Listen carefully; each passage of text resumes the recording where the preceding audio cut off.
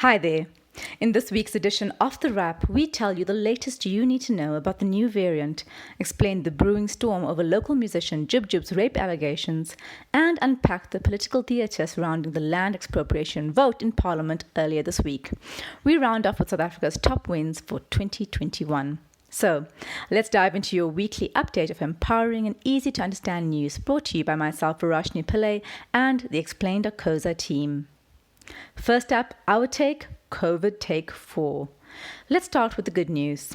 The South African Health Products Regulatory Authority has approved a booster shot of the Pfizer vaccine. Those who are 18 years old and older can go for their third shot at least 6 months after receiving their second doses, while people aged 12 and older who are immunocompromised can go for their booster shot about a month after receiving their second shot. If you're eligible, get in line. Experts have confirmed that this third shot could provide more protection against the Omicron variant. And we need all the protection we can get. The fourth wave is coming at us quickly. In the past week, new cases averaged around 13,000 a day, similar to what it was before the peak of the second and third waves. Some potentially positive news, however, is that hospital officials at hospitals say that so far the health impact is not as bad as it was during the first 3 waves, and that most patients, particularly those who have been vaccinated, have only mild symptoms. Netcare CEO told News 24 that 75% of the 800 COVID-19 patients admitted to its hospital since 15th November were unvaccinated. If you haven't taken the jab yet, this is your cue to do so. But what does this mean for travel? As countries are learning more about the variant and have discovered cases of it in their own backyards, there are calls to drop travel bans against South Africa and others. Yes, England, we're talking about you. The UK is allowing British and Irish nationals living in South Africa to return home, but the ban has not been lifted for everyone. The same goes for Japan, Malaysia, France, Australia, and others. Switzerland has, however, relaxed mandatory quarantine for South African travellers. African nationals are lobbying for bans to be lifted. Here's hoping this new form of apartheid gets dismantled. If nothing else, at least we don't have it as bad as an unfortunately named Belgian death metal band called Omicron. As the band puts it, having the same name as the new coronavirus variant feels like an extra responsibility we have to carry. The makers of Corona beer can only nod their heads sadly in agreement. In our big story, Jub Jub accused of rape and attempted murder. When he was released from prison in 2017 after serving 4 years for culpable homicide, South African hip-hop artist Jub Jub vowed to turn his life around. But this week, the singer and TV host was back in the spotlight for all the wrong reasons. What started as a chummy chat on a podcast has led to a criminal complaint of rape and attempted murder. It began after Jub Jub was interviewed by DJ and podcaster MacGyver Mokweko, widely known as Mac G, and used the opportunity to trash talk 2 of his ex-girlfriends, actress Amanda DuPont and singer Kelly Kamalo. It was the worst kind of macho bravado. Last Thursday, DuPont responded with an 18-minute Instagram video in which she said, "I was raped, physically and emotionally abused for 2 years by Jub Jub. The only thing I did wrong was keeping quiet, but that ends here. I will not be publicly ridiculed by this criminal." 2 more women, Sports, Arts and Culture Minister Nathi Mthethwa's spokesperson Masachaba Kumalo, plus singer Bonokuhle Mtsweni, stepped forward after DuPont's statement and claimed that they too were raped by Jub Jub. DuPont says she plans to initiate civil and legal proceedings. Jub Jub has also been suspended by TV channel Moja Love, where he hosts the show Uyajolwa 99. He has denied all the allegations. He has, however, apologized to DuPont for the comments he made about her on MacG's podcast. It does seem to be too little, too late. With the backlash against him growing and the threat of legal action, he's likely to be worried. We're worried too. Tomorrow marks the end of the annual 16 Days of Activism campaign designed to draw attention to epidemic levels of violence against women and children. These high-profile allegations involving well-known South Africans are just the tip of the iceberg. Convictions are rare. Women who report sexual violence are often publicly shamed and blamed. And yet, men like MacG still offer comfortable spaces for others to sexualize and belittle women. At least we know that some men are not prepared to accept the status quo. Cricket superstar Lungi Ngiri has partnered with the United Nations and the Unene Mrwatana Foundation to highlight the realities of gender-based violence and to start agitating for change. We salute him and everyone else who is trying to tackle this crisis head on. Moving on to your briefs, Joburg outranks Cape Town in Global City List. Cape Town, we're sorry to tell you this, but Joburg rules, and that's science. The City of Gold has finished a whopping 26 places above the mother city in a global ranking of how top cities have responded to the pandemic across the world. Joburg is also ranked best among 13 other African cities, according to the 2021 Global Cities Report compiled by Kearney, a global management consultancy firm. Out of 156 cities across the globe, Joburg came in at 55 and Cape Town at 81, dropping a couple of places from its 77th placement last year. We know what our Cape Townian readers are thinking right now. What about the mountain? Well, the cities are not ranked by their natural beauty, because otherwise Cape Town would have definitely won, but rather on their ability to retain global capital, people and ideas, and to sustain this performance in the long term. New York, London, Paris and Tokyo remain as the top 4 cities, but the report points out rankings will likely change as the true effects of the pandemic become more apparent in 2022. Until then, the explain officers in Joburg are going to bask in this momentary one-up on Cape Town.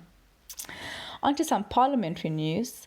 There was more political games over land expropriation in our National Assembly this week. The dispossession of land was South Africa's original sin, and our politicians are making a hash of doing anything about it. Instead of real land reform, the debate has become tied up in a meaningless but emotive obsession with amending Section 25 of the Constitution to allow for expropriation without compensation.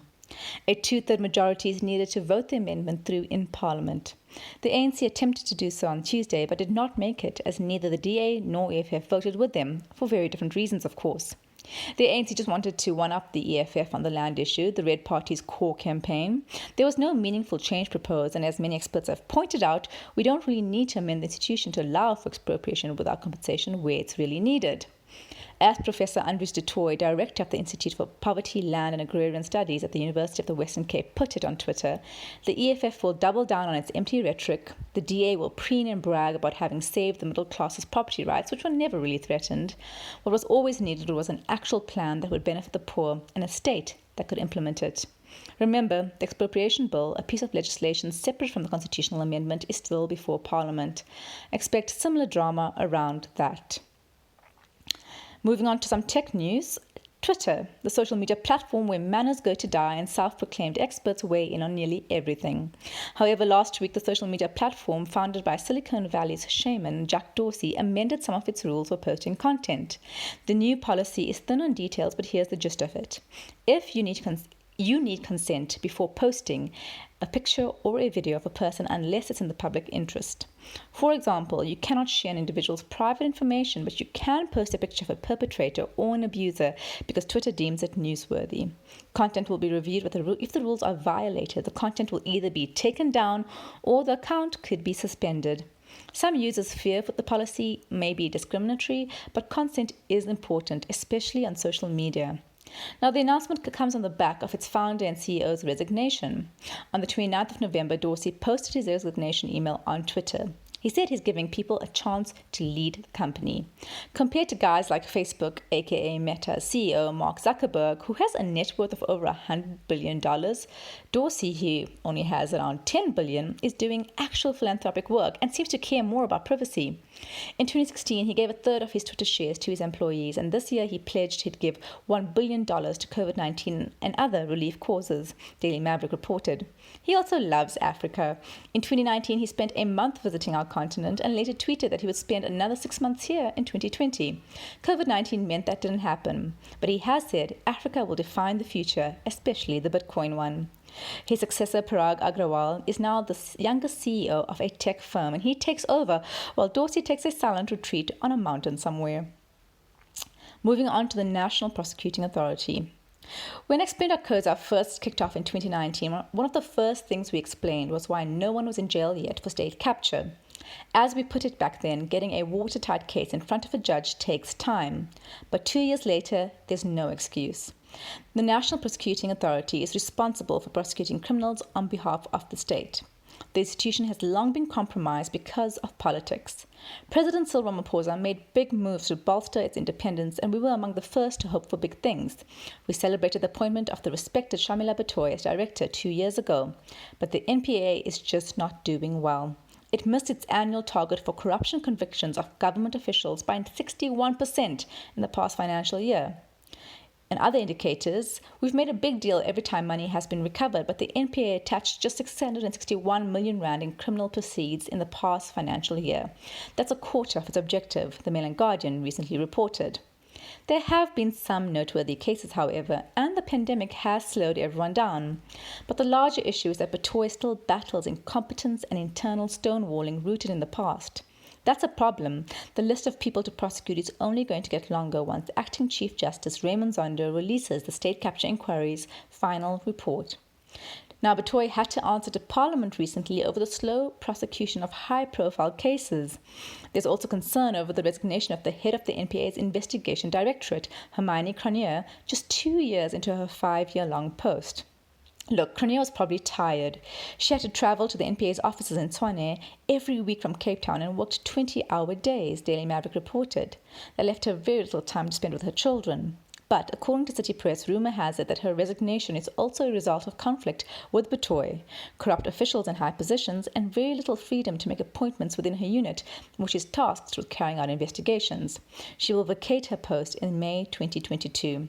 Now, Batoy, during her answer session in Parliament, insisted that the NPA is not failing in its duties and that these things take time. But, like all South Africans, we're itching to see justice. Finally, vaccine mandates in our lifetime. Vaccine mandates are still a hot topic in South Africa.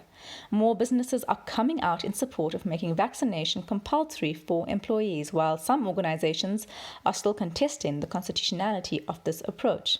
This week, MTN said it will be introducing vaccine mandates for its employees, joining a growing list of companies like Standard Bank, Dis-Chem, Discovery, and even Pick n Pay, which introduced a vaccine mandate but left the final decision to franchise owners of stores. The company says that vaccine mandates will provide a safe workplace and reduce the burden on the health system.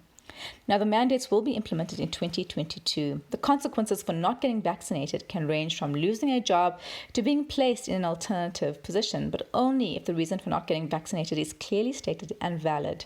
It's important to note that employers cannot force employees to get vaccinated. That's according to NEDLAC, a council where government, labour, business and community organisations debate economic and labour issues. This week, it said that it supports vaccine mandates and will approach the Constitutional Court for a legal declarator and to get clarity on the mandate. A big vote for mandates from an important body. NEDLAC has recommended vaccine mandates in workplaces and said that gatherings, events and venues in the hospitality sector should only be accessible to vaccinated people. The government said it supports NEDLAC, and President Ramaphosa said he's still having discussions with various sectors. Meanwhile, the South African Federation of Trade Unions said although it encourages vaccination, it opposes vaccine mandates at workplaces and other sites, citing constitutional concerns. AfriForum has said the same. So as usual, it's going to be up to the courts to make that final call. It's going to be an interesting battle. The economy has unfortunately taken a dip. Last week, we told you that joblessness in South Africa reached an all-time high because of COVID-19 and the July unrest. In the third quarter, the economy took a beating for the same reasons. Our GDP, which measures the size of the economy by looking at certain transactions and purchases, shrank by 1.5%. This effectively wiped out the growth recorded in the last 4 successive quarters. Mining and agriculture had aided growth previously, but this time round, agriculture and trade were the worst performing industries, and that was mainly due to that looting and destroying of farms during the unrest in KwaZulu-Natal earlier this year. Financial services and personal services did pick up, Stats SA's report shows. So what does this mean for us? It increases unemployment and widens the inequality gap, while income could even fall. But we're not an anomaly. The pandemic turned the entire world upside down, and many countries recorded relatively slow growth. India recorded a 10.2 slump in its economy over the same period. Fitch Ratings agency forecasts slow economic growth globally in 2022. It's depressing, but with vaccinations underway, we're hoping business will pick up, providing a much-needed economic boost. Finally, it's December, so we're taking a look back at the year that was. This week, we're celebrating some wins for South Africa in an otherwise relatively tough year. Firstly, let's kick off with politics. South Africa turned a former prisoner into a president in 2009 and then a former president into a prisoner 12 years later. Jacob Zuma, we're looking at you. We know you're tired of hearing his name, but in the context of his imprisonment this year, we want to give a shout out to the upholders of our constitution who stuck to their guns and sent a former head of state to jail, the first in South African history. Onto the glitzy world of entertainment, actress Thuso Mbedu made waves internationally for her role in the Amazon Prime series The Underground Railroad, while late actor Shona Ferguson bagged an international award for his Netflix original series Kings of Joburg in October. Internationally acclaimed fashion designer Tebem Magugu represented South Africa with clothing that even Miley Cyrus could not resist wearing. And let's not forget our favorite funny guy Trevor Noah, who hosted the Grammys this year and is set to repeat the gig in 2022. South African author Damon Galgut was awarded the Booker Prize last month for his ninth novel, The Promise. Formerly known as the Man Booker Prize, the Booker is one of the world's most prestigious literary awards. It's a huge deal that a South African won, particularly with a book on such local themes. The Promise tells the story of a white South African family through the device of 4 funerals over 40 years, chronicling the decline of post-apartheid South Africa. He joins literati like South Africa's J.M. Coetzee, who has won twice, Salman Rushdie and Ian McEwan. Then there's sports. We don't always shine in some departments, cough cough, Bafana Bafana and the male Proteas, but the Springboks always seem to make us proud. The men's rugby team reclaimed its top position on the World Rugby rankings, while women made us proud at the 2021 Olympics in Tokyo. Star swimmer Tatiana Schoenmaker bagged 2 medals, winning the women's 200-meter breaststroke and breaking a world record that stood for 8 years. She also came second in the 100-meter breaststroke race. Meanwhile, Bianca Buitendach won silver in women's surfing. That's it from us at The Wrap, an award-winning product of Explain.co's simple news summaries for busy people. The Wrap is sponsored by Explain's agency division. We specialize in content marketing for purpose-driven organizations, often with a pan-African reach. Mail info at Explain.co's for a quote. Finally, remember to share the love. Tell your friends to sign up for the updates at Explain.co's/subscribe. Till next time, goodbye from the team.